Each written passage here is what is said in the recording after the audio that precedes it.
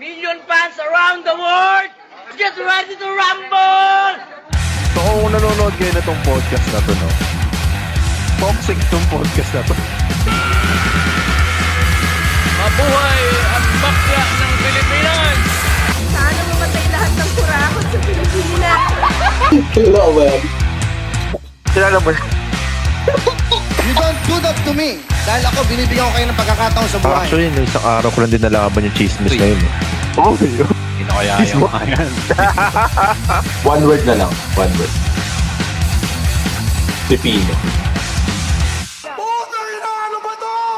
Ayan, welcome sa bagong episode ng ang paborito nating podcast. And for this episode, no, basketball talk muna tayo. So kung ito guys, kung may naisip kayo or may suggestion kayo during this episode ng ating basketball talk, you guys can leave a comment. Okay.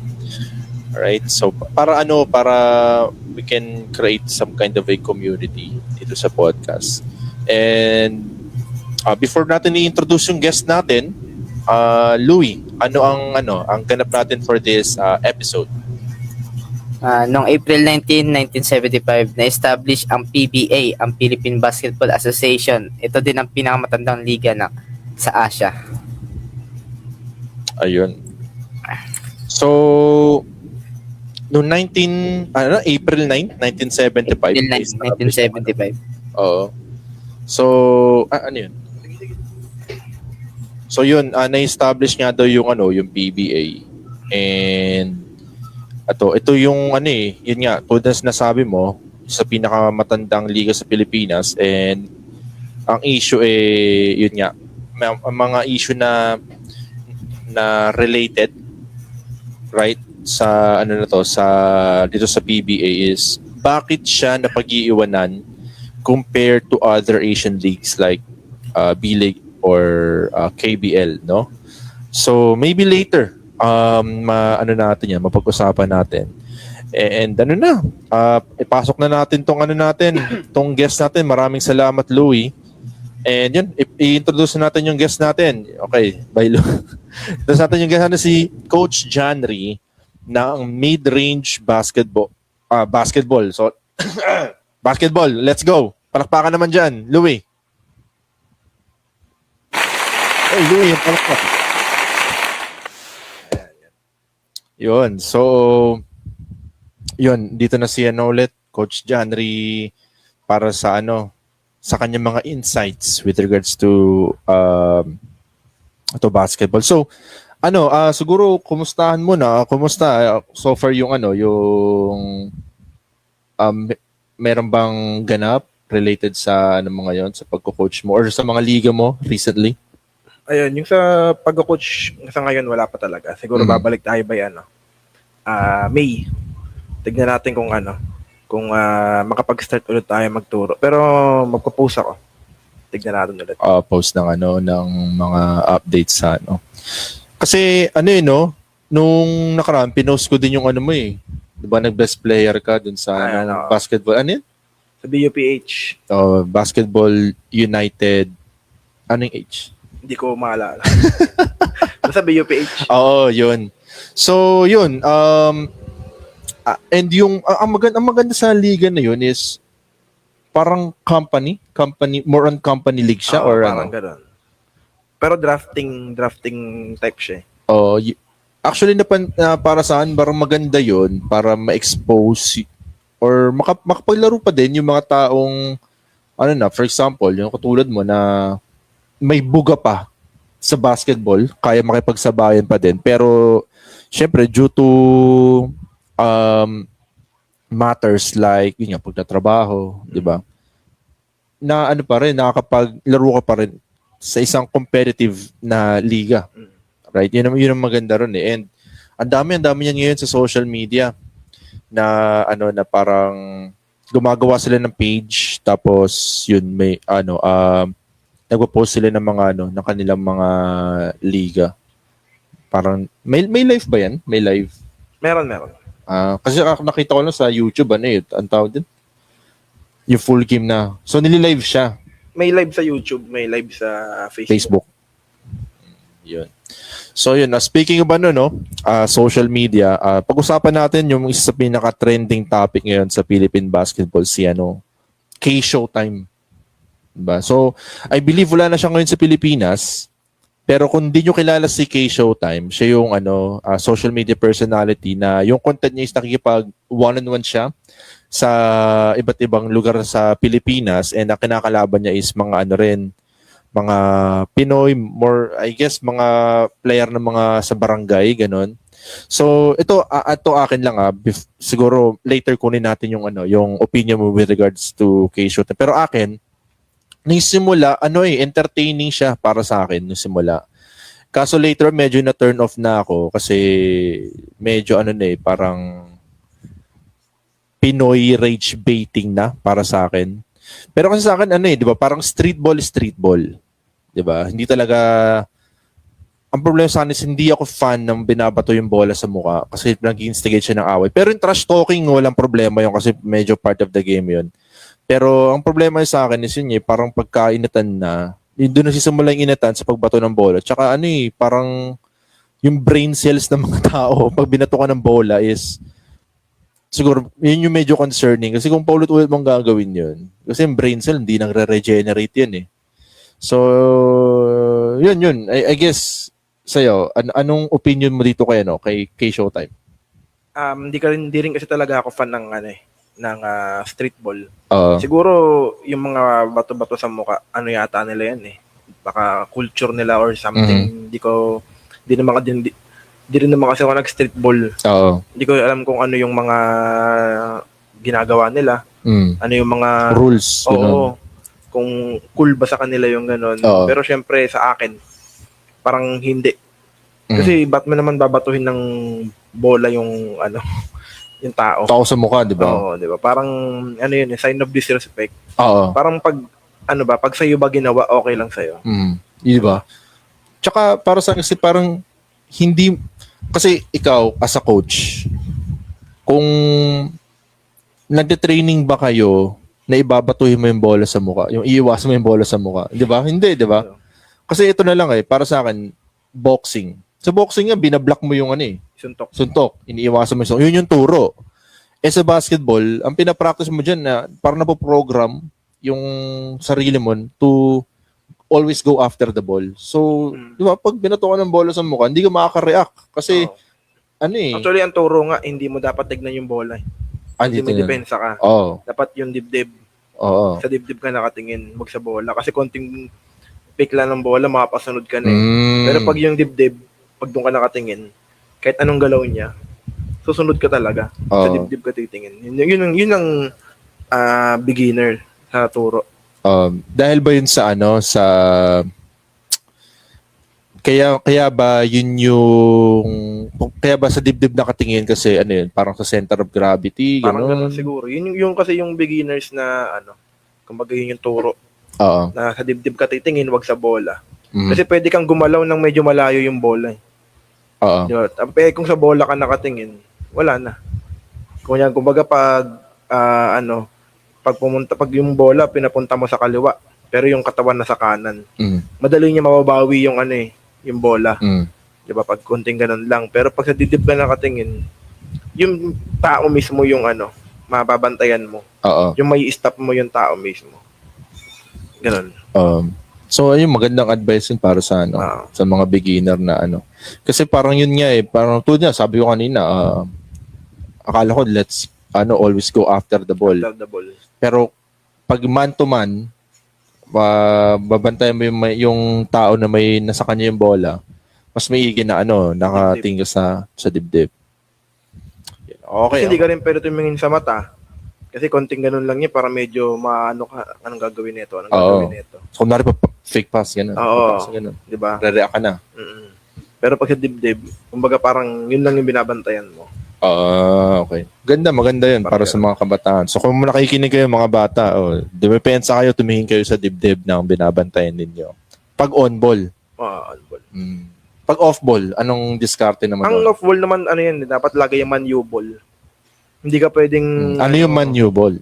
Yung kunyari, parang bantay mo, ikaw dito, bola. Yan, parang ganyan. Kailangan lagi kang kung kita mo yung bantay mo, kita mo rin yung may hawak ng bola. Yun yung manubol. Hindi kasi pwedeng yung man to man tapos nakadikit ka talaga sa tao mo. Oo. Hindi mo na alam kung ano nangyayari sa likod. Yun yung parang misconception ng street ball na man to man.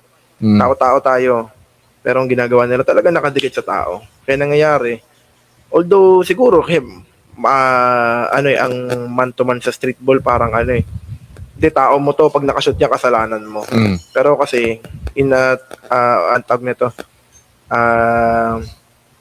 organized basketball, may talaga, may help side talaga. Kaya kailangan may manubol. Kumbaga, pag humilp ako, yung tao ko, syempre may iwan yun. May helper din ako dun. Yung may iwan ng tao, yung sumalunod sa tao ko, yung tao niya, may help din. Kailangan ganun yung Para may rotation sa depensa na hindi yan. pwedeng hindi pwede yung tao mo yan. Pag nakashoot yan, kasalanan mo. Hindi siya ganun. Kailangan talaga kumbaga pag sa training, ine-ensayo rin yun. Hindi basta-bastang man to man lang. Pag sinabi man to man lang, hindi ganun. Ito na ako, so for example, may isang bata na 13 years old. So 13 years old siya, ang kinagisnan niya from the time, let's say, na-introduce sa kanya yung basketball by the age of 7. Then 7 to 13, ang nakasanay, ang tinuro sa kanya is, hindi, wag 13 kasi medyo unfair yun. Siguro, 7 to 16. Yan, 7 to 16, ang na-practice niya is yung street ball, larong kalye, kumbaga.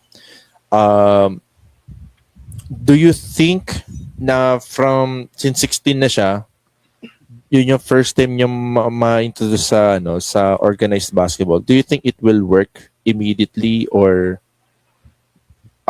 tingin mo as a coach, marami kang kailangang baguhin sa style ng batang yun? Or is it too late na ba? Ganun. Hindi.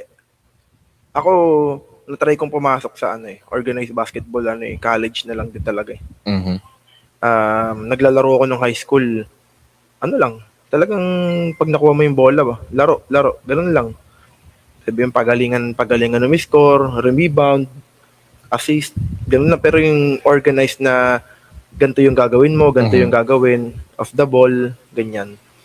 Wala talaga akong any idea. Kasi hindi naman din ako naglaro nung high school ng organized Kumbaga, lang talaga. School-based, pero hindi siya yung well-organized. May mga plays lang, yung mga basic na open play, mga ganyan. Pero yung mga situationals, like kasi yung open play kasi, yung kumbaga, pinaka-very basic. Yung open, yung may pupuntang big man sa corner, tapos lalabas yung wing sa corner, i-screen yung big man galing corner. Tapos lalabas yung shooter sa corner. Tapos yun yung pinaka-basic. Pero kung i-dig deeper mo kasi siya, marami siyang option. As in, pag nahabol yung ganito, ito gagawin. Pag nahabol yung ganyan, ito gagawin. Yun yung parang nagiging nagkakaroon ng option. Dati nung high school, ito lang gawin nyo. Takbo. Pag napunta dyan, bahala na kayo. Parang ganon. Pero nung napunta ako ng college, tinry ko lang. Doon ko nalaman na meron palang mas deeper na na side. Oo. Na sa basketball. Hindi lang siya basta shumot ka lang okay na. Kumbaga doon mo napapractice yung talaga, team basketball talaga.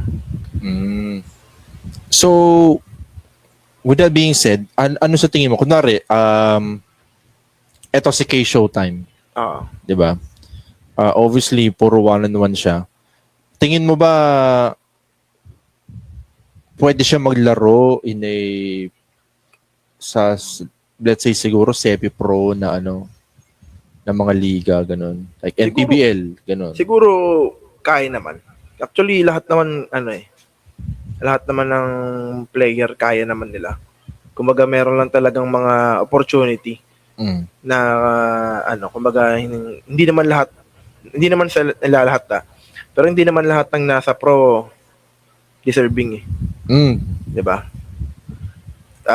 Ayun, maganda yan. Paano mo nasabi na hindi lahat na nasa pro ay deserve mapunta sa pro? Oo, kasi alam naman natin, minsan yung iba napupunta lang sa pro.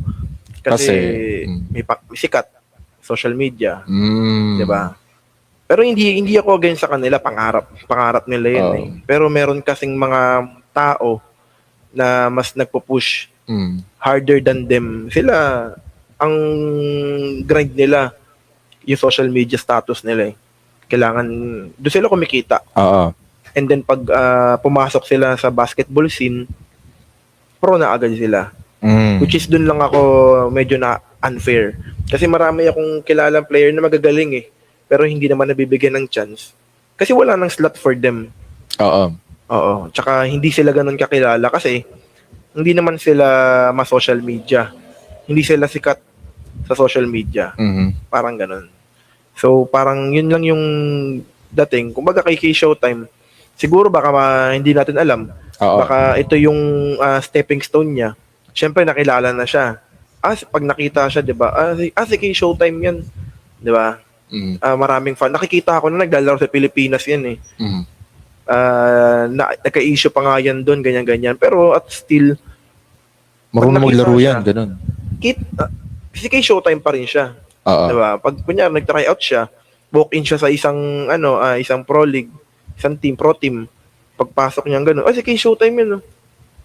Nakikita na agad siya. Unlike pag nag-try out ka ng try out ka ng kahit magaling ka, pero hindi naman iba pa rin yung magaling ka eh. Pero yung may bitaw ka talaga. May bitaw ka pero tawag nito.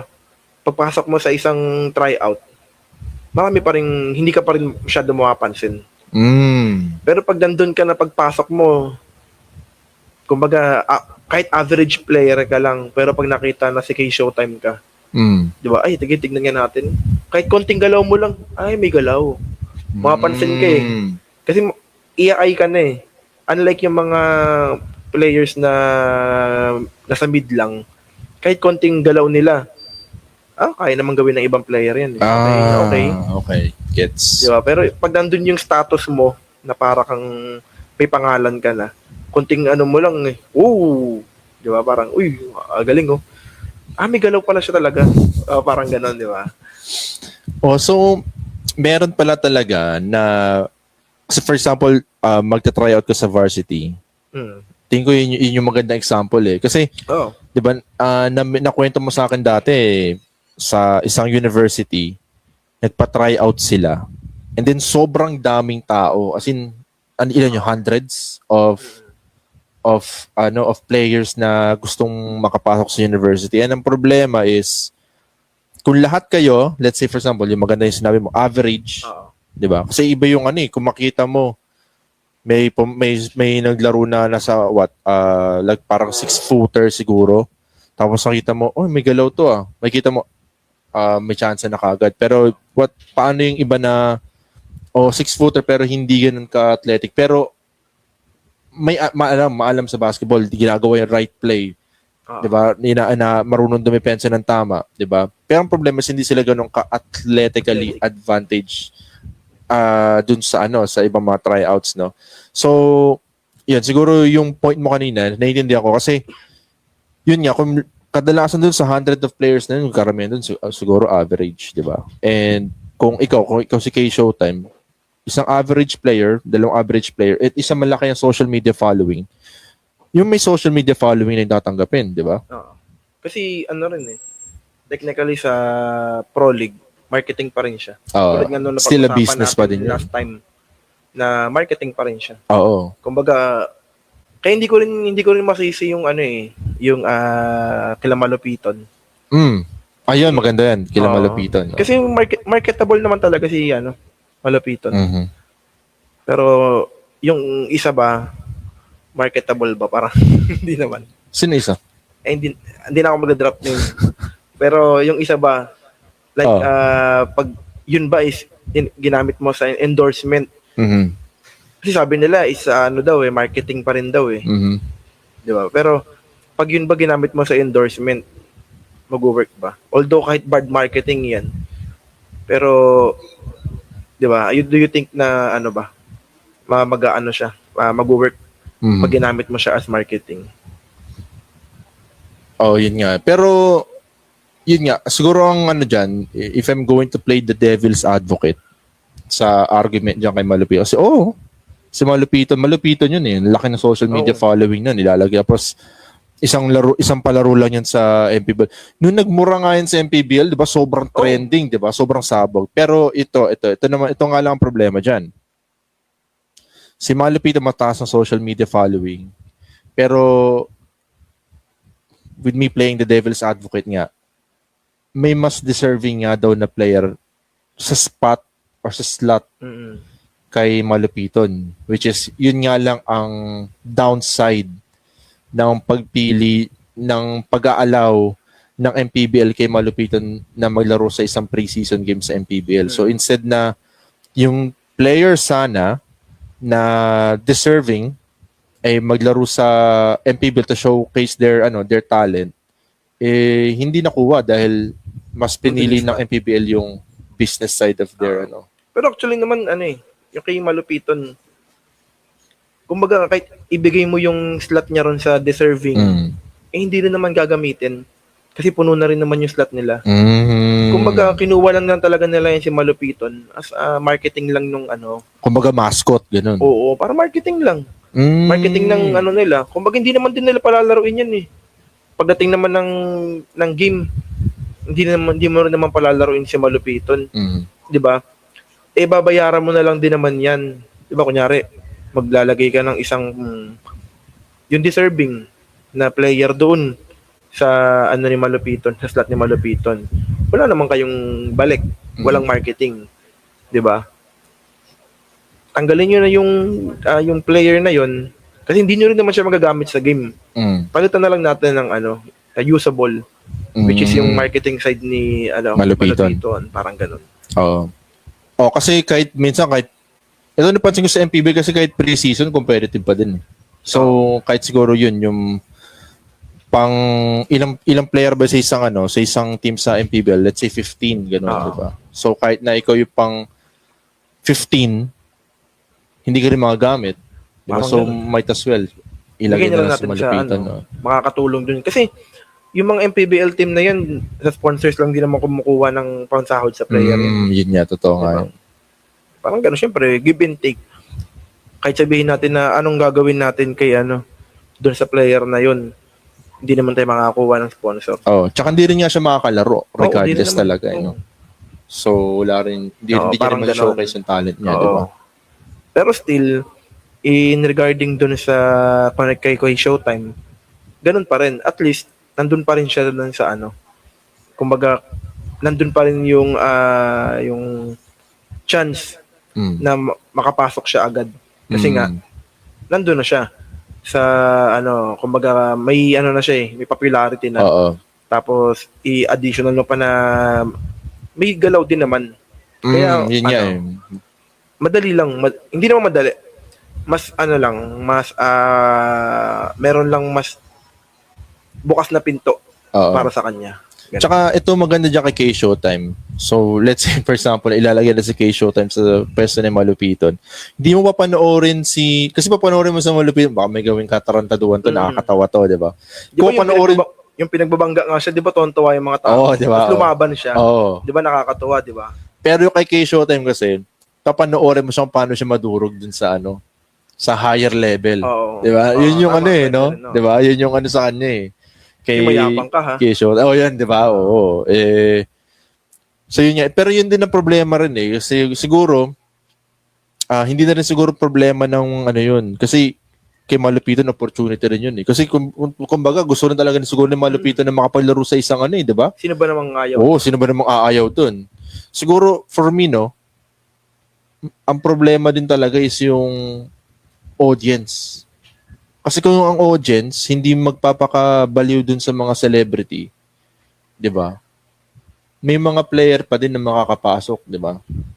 Kung ikaw isa kang purist na basketball player, baka may makita ka na pwede mag-MPBL to Sabay, makikita mo, tulad na sabi mo kanina, may mga player na nasa pro or semi-pro na hindi naman talaga deserving sa semi-pro for whatever reason. Connection, backer, social media following, di ba? So, yun, tulad na sabi mo kanina, matataka ka eh.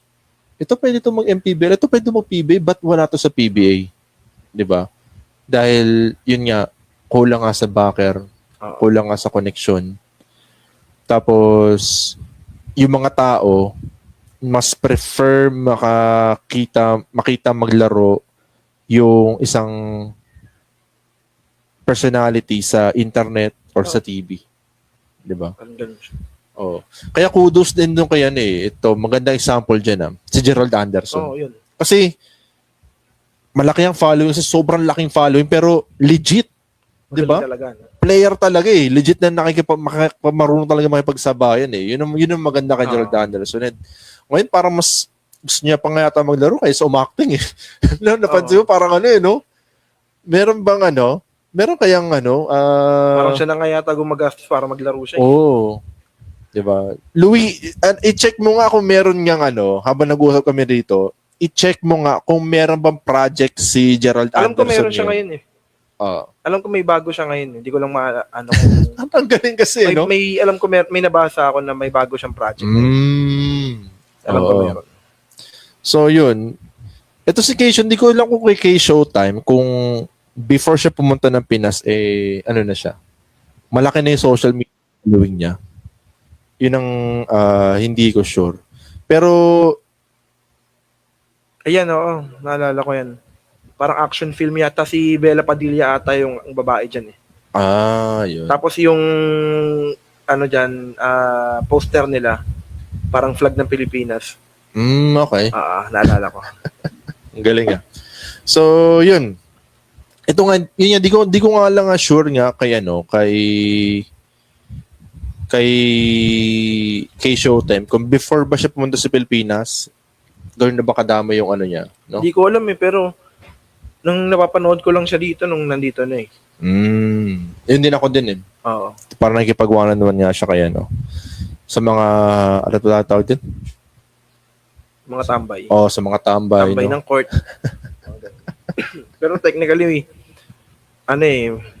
hanggang sa umangat na rin yung popularity niya, may mga nakakalaban na rin siya na mga galing talaga. Parang may nakita nga ako, parang pili din yung mga videos na... Yun nga yung nagiging issue sa kanya. Pag natatalo siya, hindi niya nilalabas. Yun ang problema doon. Hindi siya nagiging transparent. Kumbaga parang yun kwento niya yun Kwento mo yan. Ba't may ilalabas yung talo mo? So, ayun, speaking of since na-mention natin si K Showtime, isang foreigner sa Pilipinas, pag-usapan naman natin yung another foreigner, legit na foreigner, foreigner player, na naglalaro ngayon sa Pilipinas, si Bolbol, yung anak ni Manot Bol. Nag-debut na siya sa PBA, lalaro ngayon siya sa Token Text, and so far ang standing nila is 2-1. Debut niya against Rain or Shine, and natalo siya. Nag-trending din si Bolbol na natalo siya sa isang game dito sa Pilipinas, which is, let us be honest, a low tier league compare sa Eurobasket, diba? Sa NBA, diba? Pero bumawi naman siya last 2 games, panalo sila And ito mention ko lang yung stat niya for the last 3 games. Average niya is 37.3 points. Rebounds is 16.3 rebounds. Tapos yung blocks niya is 2.7. So, yun. So yun, and any thoughts ito kay Bolbol? Tingin mo ba yung first game is nangangapa pa lang siya o kaya siya natalo or sadyang sobrang galing talaga ng Rain or Shine?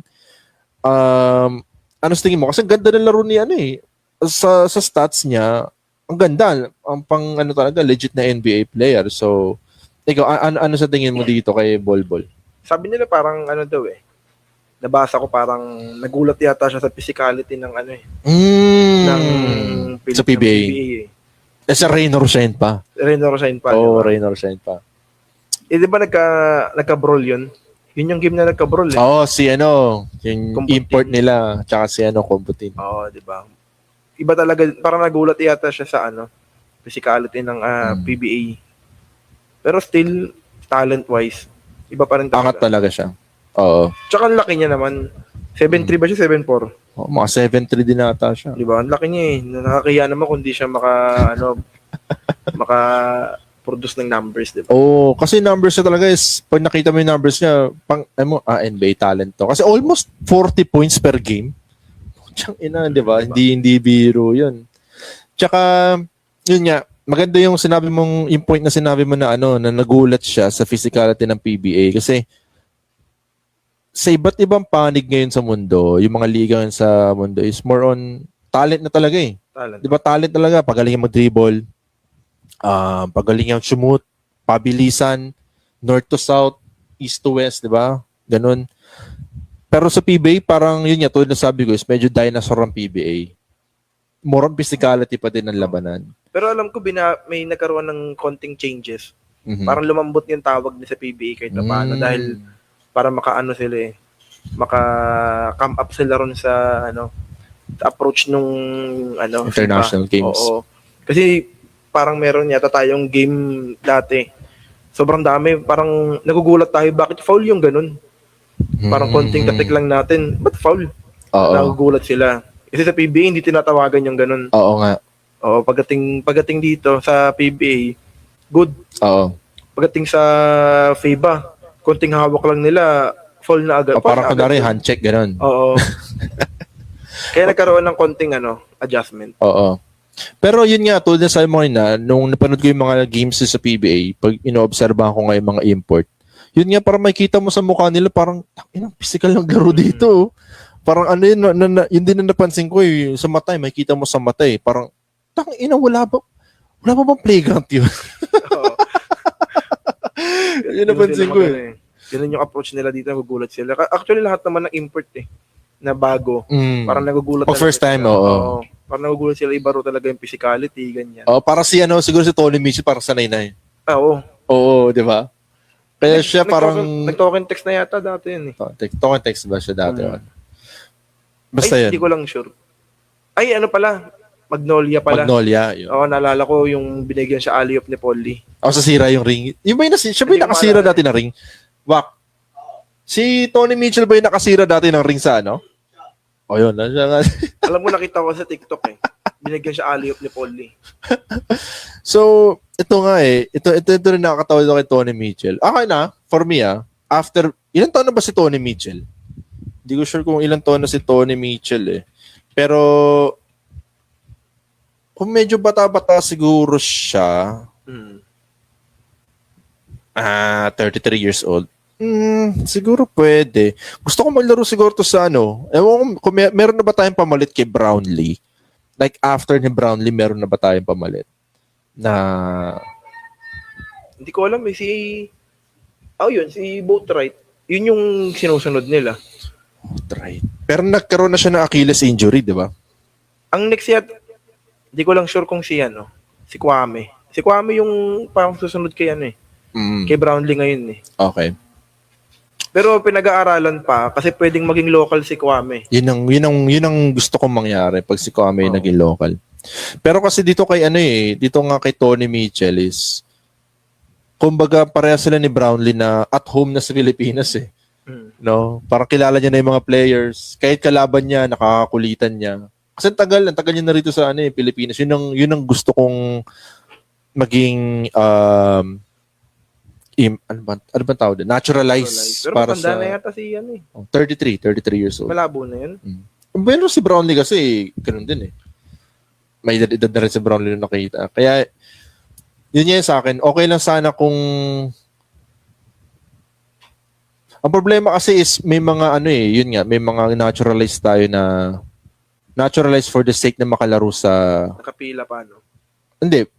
Naglalaro sila sa Pilipinas for the sake na ma-expose yung laro nila.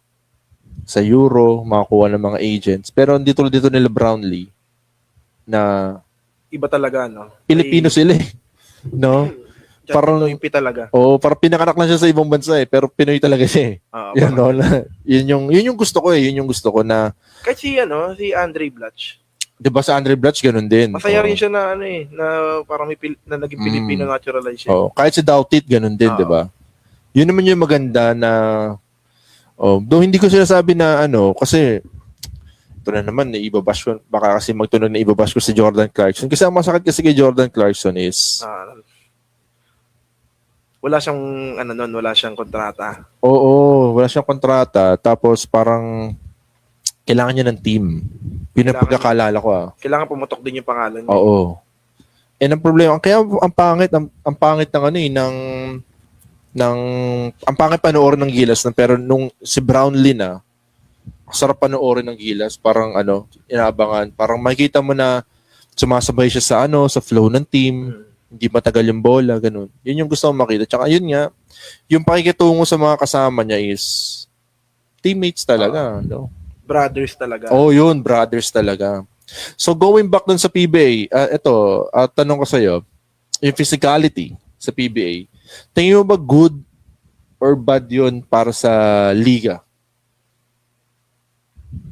Yung physicality naman, as long na na hindi naman siya nakaka-injury, hindi too naman much. talaga siya kasi yung tulad dati, meron silang term na na no blood, no foul, ganyan, mga panahon ni Jawo. Alam mo yung kwento ni Jawo? Yung kay Alan Kaydick? Yung Yung patay na ba? Ganun parang gano'n niya. Patay na ba? Parang naalala ko nga yun. Kasi parang nagde-delay na yung game. Tapos di ko alam kung sinabi niya bang patay na ba kasi parang sinabi niya, patay na ba yan? Or parang ituloy na natin yung laro kasi patay na ba yan? Para matigil na yung laro. Yun yung niya eh. So yun, parang iconic, isa yun sa pinaka-iconic na moment sa PBA. Gano'n naman siya. Ayun, yung regarding sa physicality, kung naman siya, hindi naman siya nakaka-apekto doon sa isa opponent na tipong mapipilayan kasi yan trabaho na Career ng pa rin player yan. Kung hindi naman intentionally na talagang pipilayan mo, sasahurin mo, all goods naman siguro yung physicality. Yun nga lang. Pero dapat kung marunong ka bumangga, marunong ka rin sumalo. Yun lang naman. Ngayon, kung gusto mo ng physicality, pag bumangga ka ng bumangga, pag ikaw binangga, huwag kang manununtok. Totoo nga yan. Huwag kang bibitaw ng siko, huwag kang bibitaw ng extra motion. Kasi ganun din naman eh. Ikaw nga rin bumabangga, hindi naman nagreklamo yung binabangga mo. Tapos nang ikaw binangga, maaasar ka. Ano yun, ikaw lang pwede maglaro. Yun nga. Diba? Siguro yun na yung medyo na... Yun yung parang nagiging, ano bang tawag dito? Parang, ang nakikita ng mga tao, yung away. Which is dapat hindi. Kasi sobrang dami ko nakikita mga video na nananakit. Tapos, alam mo yung simpleng screen lang, kakatawin mo sa ulo. Parang ganyan. Parang anong sense niyan? Tapos pag nagbasa ka ng comment, pinupuri pa yung nanakit. Parang, ano yun? Okay lang yung banggaan. Grabe ka talaga. Bangga-bangga. Ganyan. Okay lang yun. Kasi physicality. Pero yung tipong nanakit na naniko. Tapos, pagdating mo sa comment section, iba ka talaga. Tirador ka talaga. Parang, ganyan yung gusto mong status. Yan yung parang yung gusto nilang panoorin no? Tsaka sa player, yan yung gusto mong status, yung nananakit ka. Diba? Kakatakutan ka, pag nakita ka sa court, hindi kita dahil magaling ka. Nakakatakot to kasi baka mamaya tirahin ako nito out of nowhere. Parang ganun. Kasi yun yung, actually marami din naman ako nakausap na mga, hindi naman mga old school, na talagang, tirahin ko yan. Tinira ko si ganto. Yung yabangan ba ng mga tatay, tinira ko si ganto. Wala Hindi nakatayo Yung mga ganun-ganun, di ba? Yun kasi yung nila dati. Yun yung doon nang galing yung mentality na yun na na-apply ngayon sa panahon ngayon no? Tsaka ito rin yung sa akin I agree sa sinabi mo. And just to add, ano rin kasi ito tayo mga Pilipino, sa PBA specifically, maliliit talaga eh. Oo. So, saan pa ba tayo babawi? Diba? As long as andun tayo sa bound ng nasa rules, yung physicality, goods lang yun. Kasi dun, paano ka mag-compensate sa kung ang kalaban mo is 7-footer at ikaw nasa maswerte na kung naka 6'1 ka o 6'2. Diba? Oo. Tapos meron ka pang power forward may 6'3, 6'4. Dito sa Pilipinas, hindi sa international. Pero yun nga, 6'3, 6'4 ka lang na Pilipino, hindi pa ikaw yung mixed race, Oo. no? Hindi ka pa athletically gifted. So, saan ka mag-compensate? Di ba? Physicality na lang. As long as hindi ka nananahod, di ba? Hindi ka nanununtok, goods lang. Kaya medyo na-disappoint ako kay Kumbuntin eh. Kasi, yun yung style mo eh. Oo. Di ba? Hindi ko sure sa previous kung nagkaroon na ba siya ng kaaway na sinuntok niya din. Pero, siguro yung ambahan, walang problema yon. Kasi siguro, at certain point, tao pa din na napupuno din. Pero, yung nanuntok ka, yung bibitaw ka ng suntok kasi parang ano yun eh. Tama nga yung sinabi ni Kume eh. Para kang bumaril eh. Oh, di ba? Diba? Tama naman. Kumbaga, hindi kasi appropriate na manununtok ka. Oo. Ako hindi naman sa pagbubuhat ng bangko. May mga nakakainutan ako sa loob ng court, pero never akong manununtok. Never ko gagawin yung manununtok ka ng ng other player. Oh. Pag kunyari nagka-anuan tayo, hindi kita susuntukin. Tamang anuan lang, pero hindi yung aabot na manununtok ka. Parang mortal sin kasi yan eh. Manununtok ka ng ng other player. Kahit ako nung tinuturo ko sa player ko yan eh. Never, wag na wag kayong manununtok. Kumbaga, pag siniko ka, sikuhin mo rin. Kung bumawi. Pero, hindi ka pwedeng maniko na talagang sisikuhin mo sa ulo na parang out of nowhere. Oo, sobrang. Parang kay Ron Artes. Oo, tsaka diba? James Harden. Oo. Diba? Hindi yung ganun. Part of the game pa din. O, diba? Kunyari, pag-atake mo, konting bigay na ganyan. Tapos, pag na-offensive ka, okay lang. Sige, bigay mo yung bola. Ganun lang. Simpleng ganun lang. Bawi lang. Pero yung not to the point na out of nowhere, naglalakad, sisikuhin mo bigla sa... Diba? Parang, hindi na kasi siya basketball eh. Ganon. Lumiko ba yun may parang may pumapalo? Narinig mo ba yun? Hindi ko na. Ayun o, may parang may pumapalo. Pero yung nakakatawa dati yung kay Ron Artes nun. Yung kay Ron Artes, yung ganda ng move niya nun eh. Oo, sa parang... Sinalpak niya. Tapos, nakasalubong yun. si James Harden. Inbound yung bola. Inbound yung bola eh. So, syempre, lalapit siya sa bola. And si Ron Artes bababa siya. So, medyo nagka-dikit. Hindi nagkabanggaan. Nagkadikit. Apo, ginanon ni Ron. Every time na nakikita ko yung video, nakikita ko talaga interview ni Harden na may ganun siya. Oh, may ganun niya. Lumubog. Tapos, ito nakakatawa yung kay Ron Artes. Interview siya. Dinefend niya yung sarili niya sa referee na hindi, emotion ko lang yung kasi dumikit eh, kaya gumanon. Parang, parang minove niya lang daw. Pero hindi talaga mag-fly yun kasi... Pag yung video talaga eh, no? Galing talaga dito. Tapos sa ulo eh, no? Wak! Tapos tumba si Harden nangaray lang talaga. Pero yun, isensa magandang example na na parang out of nowhere bigla ka mananakit. Na talaga yan. Mga extra motion, mga konting lang, yung mga sikuhan naman natural yan eh. Pero not to the point naman na talagang bibiluhin mo yung siko. Di ba? Pero pag nabigyan ka, dapat yun lang, pag marunong kang mamigay, marunong ka rin tumanggap. Yun lang naman yun. Kung gusto mo magsikuhan kayo, walang problema yan. Pero hindi na kayo aabot sa point na magsusuntukan kayo. Oo. Kumbaga, kung ang playstyle mo sa basketball is naniniko ka, dapat pag siniko ka, hindi ka maghahamon ng away. Hindi ka maghahamon ng suntukan. Di ba? Kung ang playstyle mo, physical ka, pag pinisikal ka, hindi ka maghahamon ng away. Dapat ganun. Ganun din yung maging mindset. Kasi, yung iba kasi parang tough. Tapos pag kinatawan mo din, makikipagsuntukan na. Bibitaw na ng unnecessary na di ba? Parang ang pangit lang ng gano'n na gusto mong matagka as tough, Tapos pag may nakatapat kang tough, yes, makikipagsuntukan ka na, which is very wrong talaga. Kilala mo kung sino, ito magandang example dyan nung player sa PBA, player na tough, pero hindi mo siya makakategorize as a dirty player. Na magaling din talaga na player, si Sean Anthony. Oh, Yun ang magandang example dyan, si Sean Anthony. Kasi Sean Anthony, kayang bumuhat ng team, pero kayang mag-drive ng bola. oo. Tapos Diba? pag ano talaga, parang kahit naman si Cliff Hodge. Si Cliff Hodge kasi alam mo, may mga unnecessary din siya. Pero kung makikita mo, physical din talaga siya eh. Kahit naman si Calvin eh. Kahit si Calvin na Hindi. Siguro, daw maglaro. hindi. Pero nandun kasi si Calvin, ang likot niya kasi talaga. Hindi, pero ang problema sa Calvin is umabot siya sa point na may sinuntok siya. Oo, yun din. Yan ang problema isa ko din sa yun. kanya. Oo. Though, minsan hindi siya yun nangunguna, pero instigator din talaga siya. Pero hindi siya yun na unang sumuntok. Yun naman ang maganda sa kanya. Pero, Which is, pwede mo ring i-involve yung pwede mo ring i-involve yung officiating eh. Kasi nung time na yon,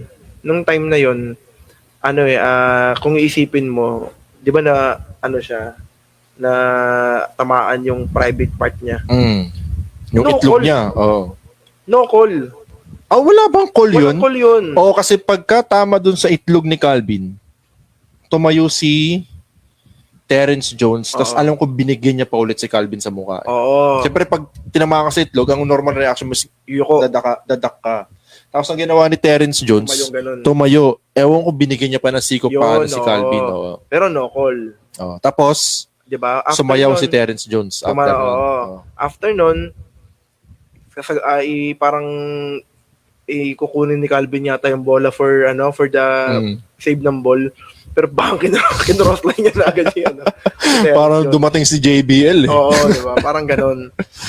Clothesline. Yun din ang isa sa mga mga dapat yung mga officiating din talaga. Kasi may mga nile-let go talaga sila. Yun ang problema nga. Oo. Ngayon, Gawa sila. as a officiating, hindi lang kayo dapat, hindi to sa akin galing galing din to sa mga referee na talagang pag nakakapunta ako ng mga clinic. As a referee, hindi lang kayo basta binabantayan nyo yung play. Kung traveling, kung 3 seconds, binabantayan nyo rin yung flow ng game. Oo. Binabantayan Kung nyo nagkakain ka na ba, gano'n. parang alanganin yung Kasi, parang merong isang time, bumitaw ng siko, hindi mo tinawagan. Sasabihin mo sa coach, sige coach, next time. Susunod pag Bantayan ko, gano'n. bantayan. Parang, rep, nasa harapan mo yun. Pwede ka naman tumawag na medyo delay kasi nakita mo naman eh. Oo. 'Di ba? Have lang yung peaceful na game. Bakit mo palalagpasin? Paano kung bumawi na yung player ko naman yung bumawi? Pag yung player ko na yung bumawi, tatawagan mo na lang para sa fair, para sa sa safe na laro, para sa peaceful game. 'Di ba? Parang naging hindi naman sa pero paano naging fair 'yun? 'Di ba? Yung player ko si Nico. Ako one time sa isang liga, yung player ko si Nico. Talagang harapan niya. Humiga na yung player. Hindi niya man lang winarningan, hindi niya man lang pinatigil, hindi niya man lang tineknikal sa harapan niya. 'Di ba? Tapos kinausap ko siya. Sabi ko, ba't man hindi mo tinawagan? Nasa harapan mo na. Sige, susunod pag ginawa ulit. Kahit yung mga simpleng ganun lang. Kasi ang reason nila, hindi naman tumama. So, antayin niya pa tumama. Oo. 'Di ba? Parang ganun. Tapos ngayon pag yung player ko na yung bumawi, ite-technical nyo na, itatapon nyo na. 'Di ba? Which is dapat doon pa lang sa pinaka-root cause, naiwasan na natin. 'Di ba? Ganun yung ganun yung inaano ko. Kumbaga dapat involved din yung officiating. Kung kahit sa physicality, kahit sabihin mong bangga-bangga lang. Pero kung yung bangga-bangga nila medyo personal na, ipapahintuin mo Warningan mo na or what not. Kasi magkukos din naman ng away yan. Oo. Pero kung nakikita mo naman na, physical lang sila pero enjoy. Part of the game pa rin. Hindi mo nakikita na parang nagkakainitan sila, ganon, okay lang yun. Pero pag nakipapansin mo na, yung iba kasi parang ibang referee, parang hinahayaan lang din nila eh. Oo. Tamad bumito yung mga Oo. ganun eh, no? Di ba? Parang yun yung ano eh, yun yung medyo off lang. Oo. Tsaka siguro ano din, yun yung isang reason na hindi nakikita ng mga taong mahina ang kokote. Kung ba't nila binabash yung NBA sa pagiging soft daw, Mm-mm. na konting dikit, tangin na foul. Eh kasi, yun na yung ano eh. Yun na yung rules eh. Once na tumapik ka, once na maniko ka, once na unnecessary yung Move na Yung depensa bangga, mo. oo. automatic foul yan kes friendly banter or ano ba, wag mong gagawin yan. Kasi foul is foul. Yun na yung ginagawa ngayon sa NBA. Yun yung hindi nakikita sa mga tao eh. Foul is foul. Para tinatanggal nila yung subjectivity ng isang tawag. Dito sa Pinas kasi nagiging ano pa sila eh, subjective pa eh. Yun yung na-mention mo kanina is nagbabanggaan na friendly lang ganun. Friendly lang, okay na let go natin. Let go natin. So ano nangyayari? Siguro may nami-miss out sila. So siguro ang ginawa ng NBA, tanggalin na natin yan.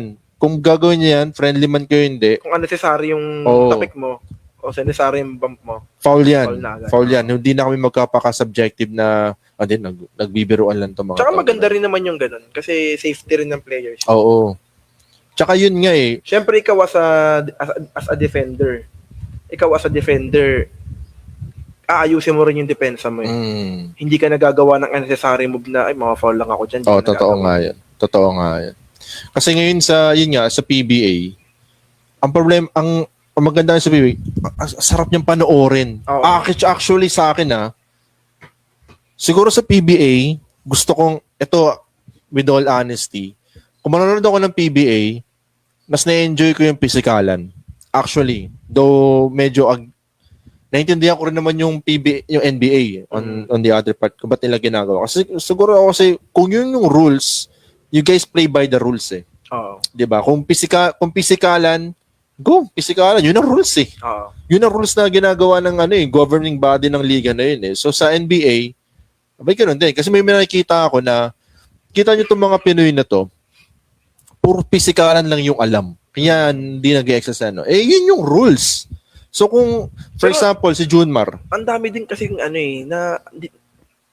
ko maano yung term na parang tinitake nila yun, tapos pag pumasok na sa isip nila, nag-iiba na. Like for example, yung physicality.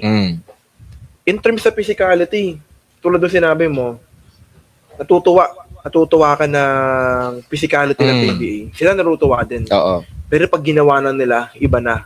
Ang iniisip nila, di masaya. Masaya ang physical. Ganyan. Masaya. Pero pagdating sila na ang gumawa, iba na yung physical nila. Which is parang umahataw. Nakikita mo yung Mindanawan. Oo. Well, no disrespect sa mga Mindanawan. Pero Hindi, yun yung term yun lang. yung term eh. Oo. Pero hindi siya kinakategorize na pag taga Mindanao ka ganun ka. Na ganun na kagad eh. Kasi sa mga taga Luzon may ganun din eh. Oo, sa mga Luzon, Diba? oo. Pero yun lang yung term, yung Mindanawan gaming, Oo. parang ganun. Sa kanila, physicality lang yun. Pero, di ba, kaya rin medyo nag-gets ko rin si K Showtime doon sa Faulipinos. Philippines. Kasi minsan kasi over the top din naman kasi mga foul sa kanya. Oo. Yun din yung parang, pero, yun nga, dapat, nakakategorize din yung physicality. Isipin mo din dapat yung mga technicalities niya na mamimisikal ako, pero tama pa ba to? Tama pa bang niyayakap ko yung kalabang ko? Kasi yun, hindi na basketball. Actually, sa totoo lang, hindi na basketball. Kasi ito yung sinasabi nila na yung yakapan, sasabi nila, hindi, part of the game yan. Pero for me, I disagree kasi kaya nga may violation, kaya nga hanggang 5 mo lang pwedeng gawin yan or 6 mo lang pwedeng gawin yan. Kasi bawal mong gawin yan. Tapos, ang i-reason out nila, street pool yan eh. Ay, yun ang problema. Diba? Parang, kaya simula nung sinasabi nila na street ball yan, okay, hindi ako para dyan. Oo, yun. Hindi ako yun, dyan. Hindi ako maglalaro ng ganyan. Oo. Parang ganun. Kasi, kasi every time experience ko din, ginagawa nila sa akin, ginagawa nila sa amin, sa mga teammates ko. Pero pag kami na yung gumawa ng ganun, ahamunin nyo na kami ng suntukan. Oh, 'di ba? Wala, iba na 'yun, 'di ba? Diba? Akala ko ba street ball? Oh, bakit pag kami na gumagawa, ayaw nyo na? Oo. Sobra na, parang pag kami gumawa, grabe naman kayo. Oo. Parang- Tingin ko yun, it will fall dun nga sa sila, kulang sila sa sustansya sa katawan, maliliit sila. Kasi ito si PBA, yung physicality nila, mga pro yan eh. Oo. Kaya Kumbaga, nilang i-take ang Tsaka alam physicality. nila na ito lang tayo, physicality lang tayo. Oo. Ito lang, pag bumangga si Bobelga, physicality game nila. Pag bumangga si Junmar, physicality lang to, trabaho lang to. Pero sa labas kasi, iba na eh, pag nag-physicality sila, tapos pag binawian sila, parang kinakain sila ng ego nila. Na parang, uy, mas malakas sa akin to ah. Diba? Ngayon, mag-ano ka na, grabe ka naman. Oo. Ganun, nananakit ka na. Oo, Ganun. parang andun sila sa na victim, nagpapa-victim sila na ang laki-laki mo na nga, mo pa ako. Oo, parang ganun. Hindi porket maliit ka, pwede mo na akong sikuhin. Yan, Oh, 'di ba? Kung maniligo ka, hindi make sure na kaya mo rin tanggapin yung parang siko. ganun, oo. 'di ba? So yun, yung parang may mga, yun in regarding sa tanong mo na kung okay ba yung physicality, may mga terms pa rin kasi. Kumbaga kung marunong, kung pro ka, na kaya mong tumanggap ng bangga-bangga, ng physicality, all goods yan. Pero hindi not in a way na aabot kayo sa magsuntukan kayo. Oo. Yun yung very, very bad talaga. So, yun nga kasi parang yun sa pinapoint out ko nga kanina na yung physicality and as pwede ka man physical as long as within the rules. Within the rules, oo. Oo. Kasi for example, yung mga strong bumps, 'di ba? Minsan yung bump, yung alam mo yung ginagawa ni SGA, yung parang kasi sobrang shifty niya talaga. Sobrang shifty niya. So kung malate ka, tapos papunta na siya sa iyo ulit, accidentally na mabangga mo siya, it will be a foul na Foul sa NBA. talaga. Pero sa PBA, may mga times pa na hindi ka matatawagan kasi ang reasoning nila is ikaw yung bumangga. 'Di ba? So, yun yung nagiging subjective ang banggaan sa PBA. Pero sa NBA, pag ganun, automatic foul. Oo, kasi Diba? mali na yung depensa mo eh. Oh, out of position ka na, 'di ba? Kahit na sabihin natin na siya yung bumangga sa akin bakit ako pa din yung foul? Hindi, out of position ka, foul ka. Ganun para maibawasan ng subjectivity sa NBA, which is yun hindi maintindihan ng mga tao. So, yun. Ang akin lang, as long as yung mga bagay na nasa rules, you play by the rules. Oo. 'Di ba? Kahit na sabihin natin physicality, tulad ng mga iba, nagugulat sila. Pero eventually, tulad ni Bolbol, maganda example sa Bolbol, na nagulat siya, first game, nagulat siya. Super physical naman dito, pero nag-adjust siya. Okay, physikalan pala, let's go. Kaya ko naman eh. Kaya naman. Oo. Yun yung sinasabi ko na pro. Yan, Na parang hindi siya aabot na grabe naman ako physically nito mga to. Tuntukin ko nga. Oo. Hindi siya aabot sa ganun. O kaya, gawin mo musical to, parang ayoko na maglaro dito. Oo. Ayun. Diba? Diba? Hindi yung grabe naman musical to. Sikuhin ko nga mamaya sa leeg. Isa pang physical, sikuhin ko na sa leeg yan. Yung mga ganun, diba? Hindi ganun. Parang sabi niya, physical.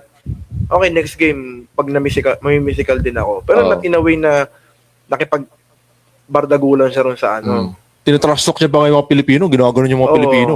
Diba? Nakakadama si Chris Ross lately, diba? Pero sila nag-break bread naman sila Parang nag-inagusap na sa after Nakakatuwa lang na yun kasi yung parang nakakatuwa rin, parang binubuhay nila yung PBA regarding doon. Akin lang, pero sa akin kasi, parang tangin na sobrang entertaining manood ng mga ganun. Parang, siguro, yun yung nawala. Lately, ang pinakamagandang ganon na napanood ko, parang wrestling match, Pingris Abueva. Alam mo yung Pingris Abueva, ang heated moment nila? Abueva Kagiwa. Ayan, diba parang ganyan. grabe yung nila, parang every time na sila parang may bad blood talaga, di ba? Sarap panoorin, di ba? Si Abueva, tsaka Arwin Santos. Gusto niya pares taga Pampanga parang, diba? tangina pares taga Pampanga. Di ba yung kay James Yap yung Yung mga Oo, ganun, ganun pa. parang napaka-entertaining tingnan, Oo. di ba? Parang, maglalaban si Abueva tsaka versus Abueva versus James Yap. Ano na naman to? A must watch. Oo. Must watch to. Oo. Kagiwa tsaka Pingris. Uy, ano to? Yan, Magandang laban oo. to. Parang may ano sila eh. Yun yung abangan ng tao eh. Oh, tingin ko yun din na wala nga sa PBA recently na yung rivalry. Oo. Para sa akin yun ang pinaka-importante sa isang liga. Eh. Nawala na nga yung yung Manila Classico. Parang Oh, yun naglalaban nga yung Magnolia tsaka Ginebra. Iti-take mo na lang siya as another game eh. Oo. Unlike dati. Utang ina pa Hindi mo Manila. pwedeng ilagay yung Manila Classico ng Wednesday tsaka Friday, di ba? Sunday talaga yun. Oo, hindi pwede. Parang yan eh. Oo. Expect mo lagi yan. Sunday lagi Sunday yan. yan, matik yan. Manila Classico. Classico. It's either Sunday or Friday night. Kasi Friday off bukas eh. Oo. Pero Diba? yun talaga, yung Manila Classico talaga.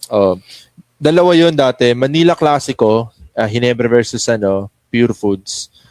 Tapos yung Bad Blood, Petron versus Token Tex. Kasi Petron tsaka Token Tex dati ang cream of the top, pinakamagagaling eh. Kasi syempre, yung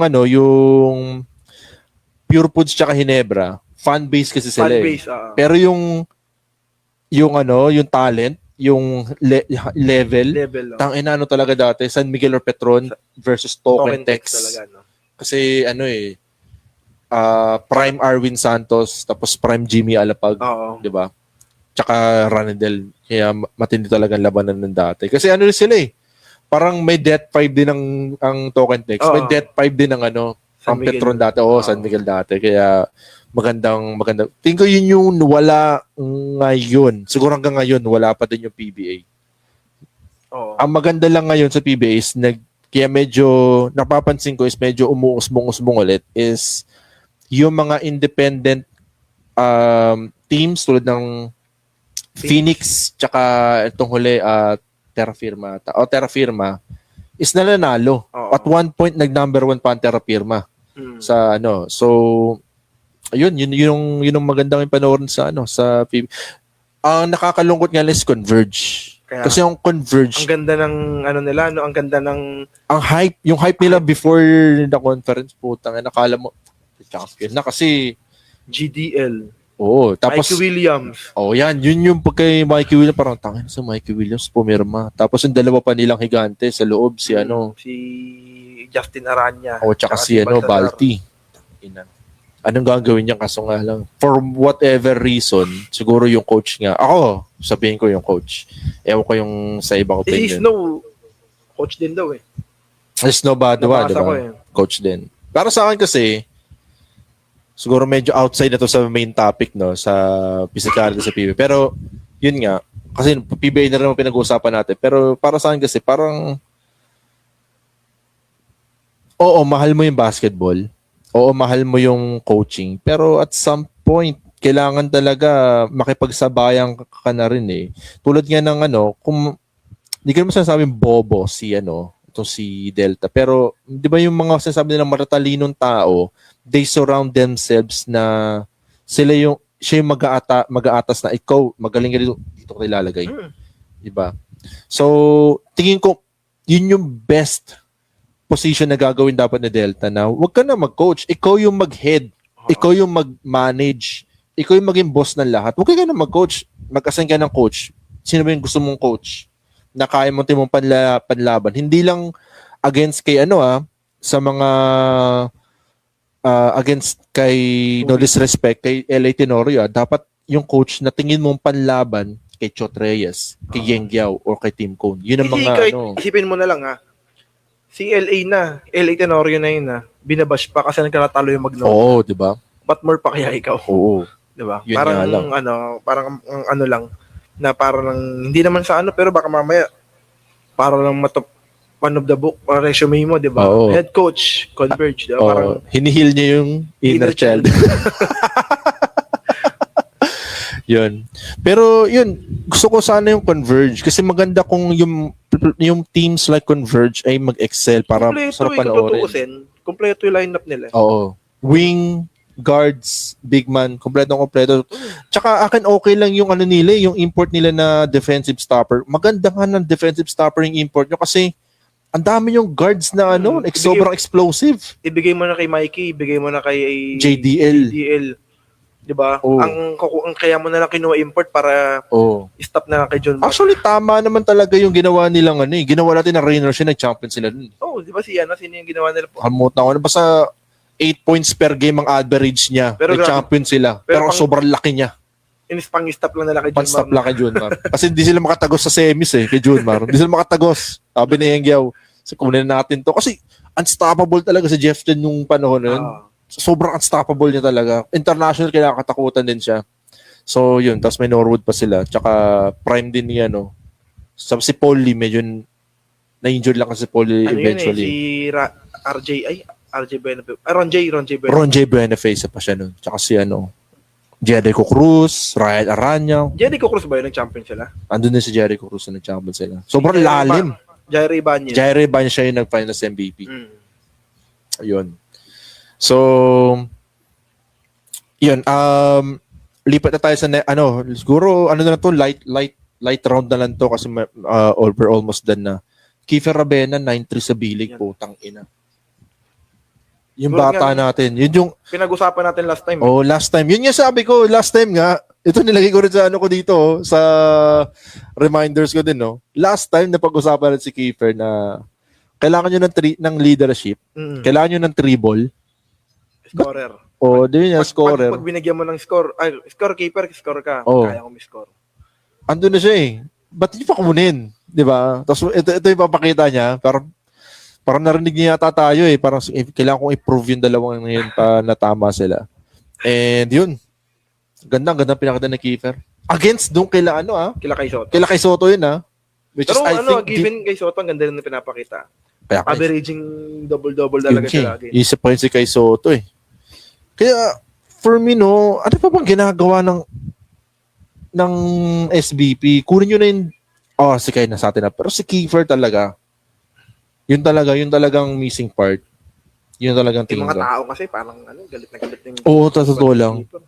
May nakita akong commentarang, ganito ni Kiefer, Pero kaso, mas pinili na lang yung peace of mind kaysa Oo, kasi totoo naman Diba? Mag-basketball ka na lang din naman trabaho mo na yung basketball, stressin mo pa yung sarili mo. Yun na nga Stressful na nga nang gumising ka araw-araw ng maaga, di ba? Tapos ginagawa mo lang din naman yung best mo, tapos makakabasa ka pa sa na parang sobrang galit na galit yung tao sa like parang may choice ba ako?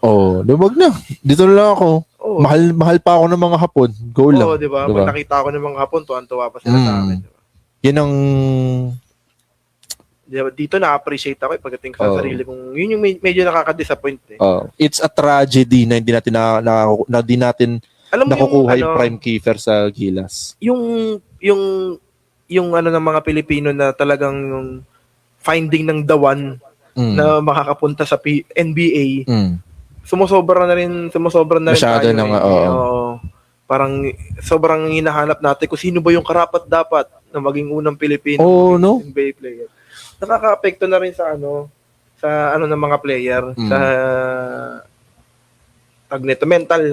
mental health ng mga player. Si Kobe Paras, di ba? Ito ulit pinag-usapan natin. Na-depress din talaga dahil sa pressure ng mga tao. Diba? Tsaka for me kasi it will come eventually. 30 years, 20 years, 5 years from now, darating tayo dyan. Ang problema nga lang is masyado minamadali ng mga Pilipino. Kasi itong problema sa Pilipino Gusto ng mga Pilipino na mayroon tayong representative. Natutuwa tayo na mayroon tayong representative dahil sa WWE, kay Batista. Sa Disney, kay Vanessa Hudgens. Lea Salonga, Manny Pacquiao. Natutuwa tayo Pero tayo mga Pilipino, hindi tayo nag-work as ourselves to improve ourselves para para masaya na tayo na, meron tayong representative. Oo. Meron tayong pelikula ngayon sa DreamWorks kay Liza. Yun, tuwan-tuwa na yung mga Pilipino doon. So yun, parang masaya na tayo sa magkaroon tayo doon ng representative. So yun, parang ngayon, wala tayo sa basketball and crazy fans tayo ng basketball and gusto natin. Kaya ngayon, meron lang 1/3 blood ng Pilipino. Pilipino yan, di ba? Di ba si Nate Robinson nag-slam dunk champion? Ay, yung lola niyan Pilipino.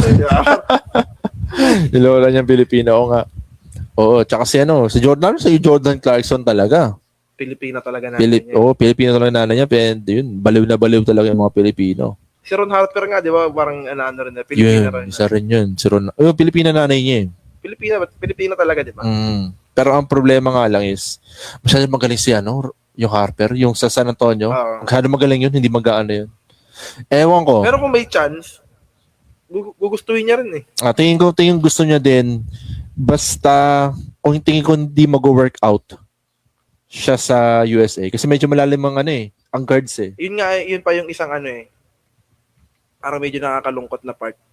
Pag fill-am ka. Mas pipiliin nila maglaro sa USA kaysa sa Pilipinas. Hindi, tsaka knowing sila Gabe Norwood, sila yung mga fill-am, hindi naman talaga nila yung PBA eh. Hindi naman talaga nila yan yung name nila. Totoo yun. Fallback nila ang PBA. Last option. Oo. Parang parang naging yung Filipino blood nila na yung Filipino blood ako. Laro PBA. Pag hindi nag-workout sa PBA ako maglalaro. Totoo nga yun. Sa kahit nasa sa podcast sila sa Let It Fly, kapag nag-ano sila, diba? Sinasabi nila yun. Pati yung mga sila, si Chris Ross, tsaka si yung Jared Dillinger. Yung magaling sa Hinebra, si Mercado. Hindi. Yung magaling sa Hinebra, si ngayon Stephen Holt. Si Stephen Holt. Yun, legit talaga. Kasi D1 yun no? D1 yun D1, tapos naglaro pa sa Euroleague yun. Oo. Kaya legit talaga yun. Isipin mo ba't nandito siya, no? Late na nga siya dumating eh. More than 30 na siya doon pumasok sa alam ko sa si PBA. Jason Brickman din. Ayun, isa pa yun, di ba? So parang hindi sa last option talaga ang PBA. Actually, hindi lang mga fill-am kung isipin mo yung magiging last option, magiging fallback nila ang PBA. Sa tingin mo ba bakit sila Kiefer na sa Yun nga. Sila Kiambao na sa overseas? Oo. Kasi alam nila pag hindi tayo nag-work dito, PBA naman PBA tayo. na, yun. Ganun din, di ba? Same, yun, full blood yun Oo, same approach din ng And yun nga, I'm willing to bet na kung merong B-League at KBL dati, di natin may enjoy si Gabe Norwood, di natin may enjoy si Jared Dillinger, Sol Mercado, di natin may enjoy yung nila. Si Terrence, di ba kinukuha na rin dati? Oo, di ba? Isa yun si Terrence Romo sa ang kawawa, no? Kinukuha siya dati ng B-League. I believe B-League yun. Tapos, B-League. hindi niya kinuha. Basta yun, KBL or B-League. Tapos di niya in-accept. Nagpakita siya ng loyalty dito sa PBA. Then turns out, since na hindi na siya kailangan. Silent. Yun yung sinasabi, parang silent band daw. Silent band. Di ko sure kung silent band, pero yun, hindi na siya. After all the loyalty na pinakita niya, ito yung repay sa kanya. Yun ang kawawa. Pero actually, nung time naman kasi na kinukuha ng KBL si Romeo, na yun established na si Romeo. Yun nga Kumbaga parang parang hindi na rin factor kay Romeo na na kumita na malaki. Unlike sila Kiefer, sila Kiambao, parang nandun pa sila sa gigil Nandun pa sila sa, hindi, kailangan ko gumawa ng pangalan ko. Oo, yun ang Skiffer, Kiambao, tsaka si Tamayo. Diba? Si Dwight, sila Dwight. Oo. Dwight. Yun talaga. Yun talaga ang Diba? Siguro, na yung nakikita natin kay Dwight ngayon, yun siguro sa Jared Dillinger. Pero kung isipin mo, kung yung mga player sa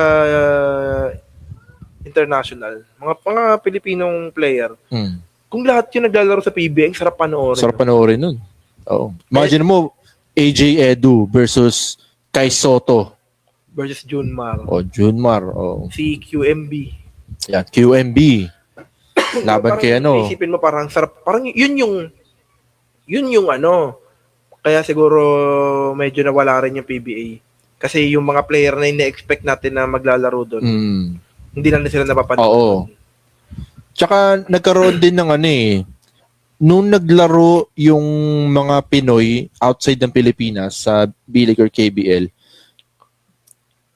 hindi naman siguro nila sinasadya, pero nagkaroon ng branding ang PBA na siya ang kulelat. Kung pagpipilain mo yung tatlong liga na yon, B-League, KBL, PBA. PBA ang pangatlo, di ba? Yun ang naging labas. And ang problema nito sa PBA is, dinedeny nila. Oo nga. Dinedeny nila na In terms pa lang ng salary base baba. Di ba?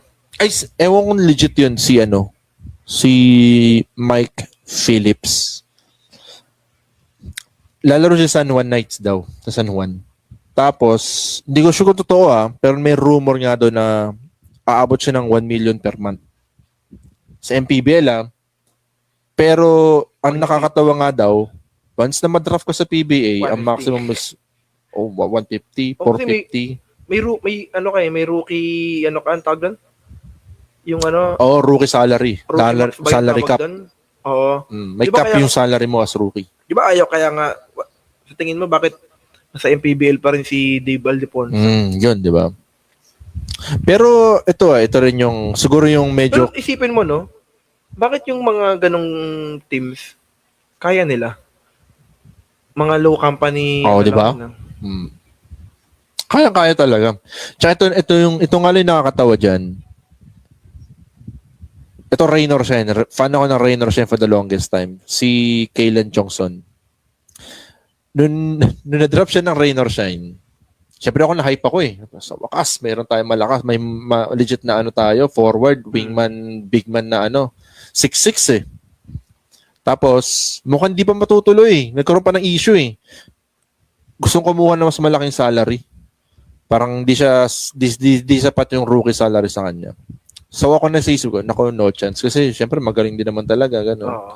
Yun yung hype sa kanya Then turns out, parang, di naman sa pag-ano, pero para sa akin, parang hindi siya ganun ka Parang, ang expected ko parang kalo magiging baltit sa Parang di naman pala.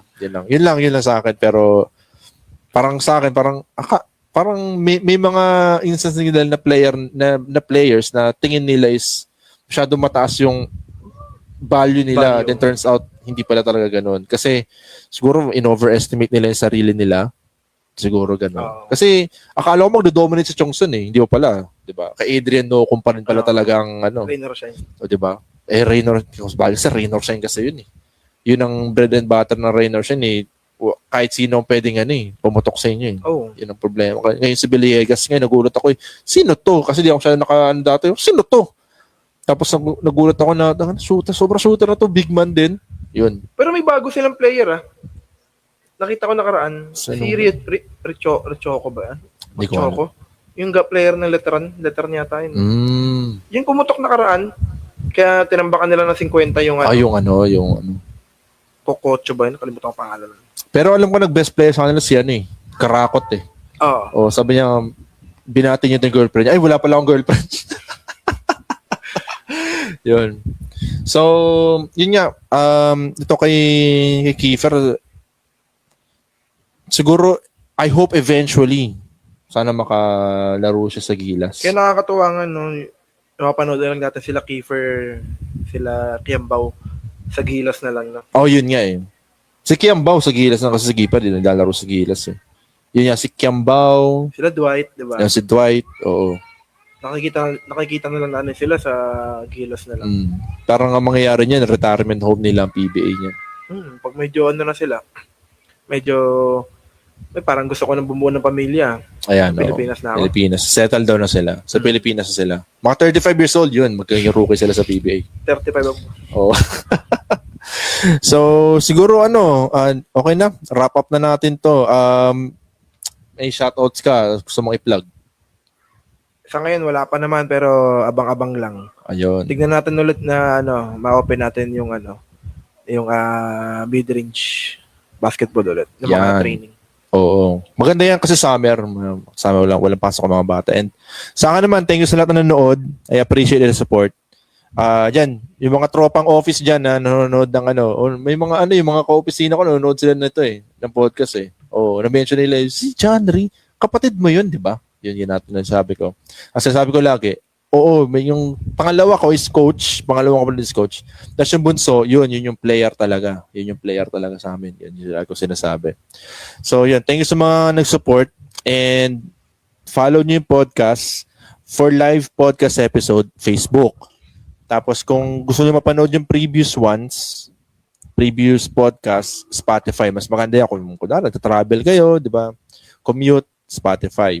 TikTok naman para sa mga clips ng podcast na to. Kung mahilig kayo sa mga YouTube sa mga shorts, reels yan, TikTok mas maganda. And para sa akin, it will be best kung live kasi syempre, kung makakapanood ko, you can leave a comment and immediately makaka-response kami doon. Kung may additional info kayo tsaka questions. Pero kasi ang maganda naman sa Spotify is yung mga previous episodes dito sa Facebook, nabubura after 1 month. Yun yung bagong policy ni Facebook. Kaya kung hindi nyo nabutan, go back kayo sa Spotify. Okay? So thank you sa mga nanonood at panonood. Peace out. Let's go.